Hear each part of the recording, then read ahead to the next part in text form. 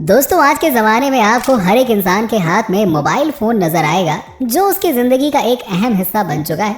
और इसी mobile phone के अंदर लगता है सिम कार्ड, जो लोगों को एक दूसरे से कनेक्ट करने में सहायता प्रदान करता है। और अगर ये सिम कार्ड नहीं होता तो जनाब ये मोबाइल फ़ोन सिर्फ एक डब्बा ही रह जाता। डब्बा है भैया, डब्बा है जो है किसी काम का नहीं। ये वाला ऐड भी हो सकता है आपने कहीं देखा हो। बाय द वे, अब आपने फ़ोन और सिम कार्ड दोनों देख लिए, लेकिन आप ये नहीं जानते होंगे कि इन सिम कार्ड को बनाया कैसे जाता होगा। इन्हें बनाने के लिए किस टेक्नोलॉजी और किस मशीनों का इस्तेमाल किया जाता होगा। चलिए, आज की इस वीडियो में हम आपको बताते हैं कि फैक्ट्री में सिम कार्ड कैसे बनाए जाते हैं और आखिरकार ये काम कैसे करते हैं। चलिए दोस्तों, आज की इस वीडियो को शुरू करते हैं। और हमेशा की तरह अगर आप चैनल पर पहली बार आए हैं तो इसे सब्सक्राइब करके बेल आइकन जरूर दबा दीजिएगा, ताकि ऐसी ही वीडियोस के अपडेट्स आप तक पहुंचते रहें। दोस्तों, अब हम आ चुके हैं उस फैक्ट्री के अंदर जहां पर इन हाईटेक सिम कार्ड की मैन्युफैक्चरिंग करी जाती है। अब जैसा कि आप सभी को पता है कि सिम कार्ड प्लास्टिक का टुकड़ा होता है, तो अगर हम सिम कार्ड की बॉडी की बात करें तो इसे एक खास किस्म के पदार्थ से बनाया जाता है। सिम कार्ड की बॉडी वेस्ट प्लास्टिक से तैयार करी जाने वाली वर्जन पीवीसी की मदद से बनाया जाता है। अब दोस्तों, ये एक तरह के प्लास्टिक के दाने होते हैं जिसमें आगे जाकर मास्टर बैच को डाला जाता है। अब अगर आपको ये नहीं पता कि मास्टर बैच क्या होता है, तो आपको बता दें कि इसकी मदद से इन प्लास्टिक ग्रैनुअल्स को कलर दिया जाता है, जिससे ये रंग बिरंगे हो जाते हैं। अब जब इन दोनों पदार्थों का मिक्सचर तैयार हो जाता है, तब इन्हें ले जाया जाता है एक खास किस्म की मशीन की तरफ, जो इन्हें हीट करने में मदद करती है। अब दोस्तों, ये जो मशीन आप देख रहे हैं, ये मेल्टिंग मशीन है, जिसके नीचे हीटिंग कंपोनेंट लगा होता है। यही वो हिस्सा है जो इन प्लास्टिक ग्रैनुअल्स के मिक्सचर को गर्म करने में सहायता करेगा। इस कंपोनेंट के अंदर टेम्परेचर इतना ज़्यादा होता है कि ये प्लास्टिक ग्रैनुअल्स धीरे धीरे लिक्विड फॉर्म में बदलना शुरू हो जाते हैं। इसके बाद इस मशीन से बाहर निकलती है प्लास्टिक की लंबी लंबी पत्तियाँ, जो कुछ इस तरह से नज़र आती हैं। देखिए ज़रा एक बार। तो अब जैसा कि आप देख ही सकते हैं कि चंद सेकंड के अंदर ही कैसे इस मशीन ने प्लास्टिक के दानों को इस प्लास्टिक शीट में बदल दिया।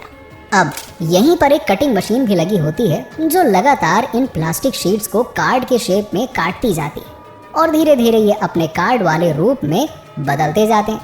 अब जैसा कि आपको पता है कि सिम कार्ड के अलग अलग स्लॉट होते हैं, जैसे कि माइक्रो सिम, मैक्रो सिम और छोटे बड़े थोड़ा बहुत तो होते ही है ना।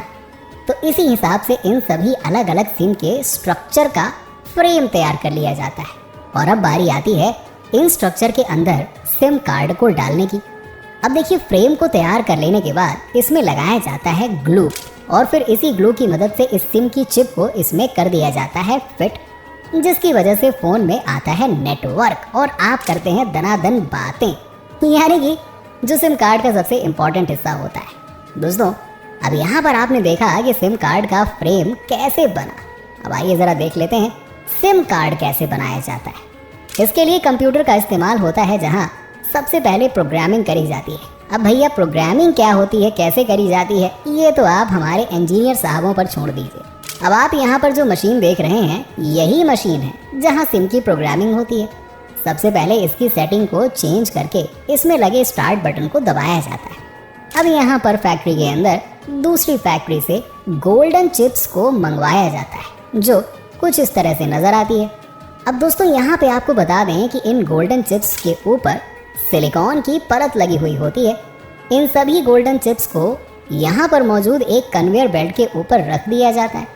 अब यहाँ पर एक सीएनसी मशीन का इस्तेमाल होता है, जिनके अंदर अलग अलग कंपनियों के सिम कार्ड का बाहर वाला स्ट्रक्चर होता है, वो मौजूद होता है। और इसमें फिर से ये मशीन इन सिम कार्ड को, यानी कि इन गोल्डन चिप्स को एक एक करके अटैच करती जाती है। अब दोस्तों, यहाँ पर आपके दिमाग में एक सवाल तो ज़रूर आ रहा होगा कि आखिरकार ये सिम कार्ड काम कैसे करती होगी यार, ये भी तो बताओ। और इनके अंदर वो कौन से इंपॉर्टेंट कंपोनेंट्स होते हैं जिसकी वजह से हम इतनी दूर तक लोगों को कॉल करके उनसे कनेक्ट कर पाते हैं। और दूसरा ये कि सिम कार्ड एक छोटा इलेक्ट्रॉनिक चिप होता है, जिनका इस्तेमाल आप सभी को पता ही है, लोगों से कांटेक्ट करने के लिए, बात करने के लिए किया जाता है। अब देखिए, हर एक फ़ोन में सिम कार्ड का इस्तेमाल यूज़र के पहचान के लिए किया जाता है। इन सिम कार्ड के अंदर एक माइक्रो चिप लगी होती है, जो डिस्क्रिप्शन के लिए काफ़ी इम्पोर्टेंट होती है। अब आप सोच रहे होंगे कि आखिरकार ये सिम कार्ड के अंदर इतना सारा डेटा स्टोर कैसे किया जाता है ना। तो दोस्तों इसके लिए ICCID तकनीक का इस्तेमाल किया जाता है। इसी के साथ ही इसमें कई तरह के सिक्योरिटी पिन भी इंस्टॉल्ड रहते हैं, तो तभी ये एक्टिवेट होता है जब सिम कार्ड मोबाइल के अंदर लगाया जाता है। दोस्तों इसके अलावा इसमें इंटरनेशनल मोबाइल सब्सक्राइब आइडेंटिटी भी होती है और इसके अलावा सिम कार्ड के अंदर एक पर्सनल आइडेंटिफिकेशन और सिक्योरिटी पिन भी मौजूद रहती है। अब दोस्तों आपको बता दें कि सिम कार्ड के अंदर दो तरह की टेक्नोलॉजी का इस्तेमाल किया जाता है। एक होती है GSM और दूसरी होती है CDMA। आपने खूब सुना होगा, GSM CDMA का सिम चाहिए, है ना? यस। और इनमें से CDMA का इस्तेमाल मोबाइल नेटवर्किंग के लिए सबसे ज़्यादा किया जाता है। दोस्तों इसमें से जो ये GSM सिम कार्ड होता है ना, इसका इस्तेमाल हम हर तरह के फ़ोन में कर सकते हैं। अब चलिए एक नज़र इस पर भी डाल लेते हैं कि ये सिम कार्ड काम कैसे करते हैं। देखिए सबसे पहले सिम कार्ड को मोबाइल फ़ोन में लगाकर ऑन किया जाता है, तब इसमें नेटवर्क आना शुरू हो जाता है और इसके बाद ये नज़दीक के GSM नेटवर्क को सर्च करना शुरू कर देता है। जैसे ही ये नेटवर्क मिलता है तब ये खुद को इस नेटवर्क से कनेक्ट कर लेता है और इसमें जो ये GSM लगा होता है ना, ये मोबाइल फ़ोन के ट्रांसलेटर से कनेक्ट होता है, जिसकी मदद से आप दुनिया भर में किसी को भी फ़ोन लगाकर उससे बात कर सकते हैं। अब हम वापस आते हैं अपने सिम कार्ड मैन्युफैक्चरिंग की तरफ, जहाँ पर सिम कार्ड और उसकी बॉडी स्ट्रक्चर दोनों तैयार होते हैं। अब बारी आती है इन्हें एक ऑटोमेटिक मशीन की तरफ ले जाने की, जो इन्हें एक एक करके इनके पैकेट में डालती रहती है और जैसे ही ये पूरी तरीके से तैयार हो जाते हैं तब इन्हें मार्केट में उतार दिया जाता है। दोस्तों आज के समय अगर हम भारत की बात करें तो यहाँ अलग अलग सिम कार्ड की कंपनियाँ मौजूद हैं, जैसे कि जियो ले लीजिए, एयरटेल है, वोडाफोन है, BSNL है। वैसे BSNL का तो फुल फॉर्म ही है, भीतर से नहीं लगेगा। बाय द वे ये तो मजाक की बात हो गई। देखिए यही सिम कार्ड हैं जिन्हें लोग ज़्यादातर इस्तेमाल भी करते हैं। ये सभी अलग अलग कंपनी अपने सिम कार्ड को अलग अलग तरह से बनाकर मार्केट में उतार देती हैं और अलग अलग ऑफर देकर आपको ललचाती हैं कि भैया हमारे पास आओ, हमारा ज़्यादा बेहतर है। और इसी के साथ में हर जगह इन कंपनियों का अपना मोबाइल टावर भी लगा होता है, जिनकी मदद से इनके सिम कार्ड आसानी से कनेक्ट हो जाते हैं। दोस्तों अब बात कर लेते हैं एक और इम्पॉर्टेंट फीचर की, जो सिम कार्ड के अंदर होता है, जिसे हम सिम कार्ड लॉक कहते हैं, जो आपको हर तरीके के सिम कार्ड के अंदर मिल जाएगा। अब ये एक तरह का तरीका है जिसकी मदद से आप अपने सिम कार्ड को पासवर्ड की मदद से प्रोटेक्ट कर सकते हैं।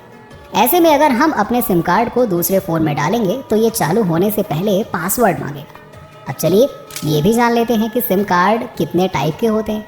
वैसे देखा जाए तो समय के साथ साथ सिम कार्ड का साइज़ काफ़ी कम होता गया है। आज के ज़माने में स्मार्टफोन की तादाद काफ़ी ज़्यादा बढ़ चुकी है और उसमें अगर हम सिम कार्ड के स्लॉट को देखें तो उसमें सिम कार्ड का स्लॉट काफ़ी छोटा हो चुका है। और वहीं अगर हम पुराने ज़माने के फ़ोन की बात करें तो उसमें सिम कार्ड का साइज़ काफ़ी बड़ा हुआ करता था। आज के ज़माने में ज़्यादातर नैनो और माइक्रो सिम कार्ड का इस्तेमाल किया जाता है।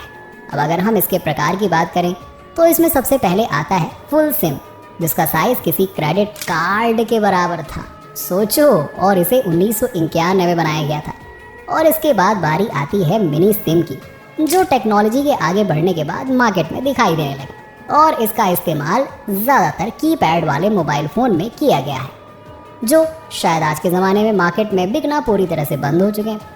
अब दोस्तों इसके बाद मिनी सिम, जो कि चारों तरफ से थोड़ा सा ट्रिम करके इसे माइक्रो सिम में बदल दिया गया। शुरुआती दौर में इसका इस्तेमाल स्मार्टफोन में किया जाने लगा और आज के समय तो ये हर तरह के स्मार्टफोन में दिखाई देता है। अब भले ही वो सैमसंग का फ़ोन हो या फिर आईफोन ही क्यों ना हो।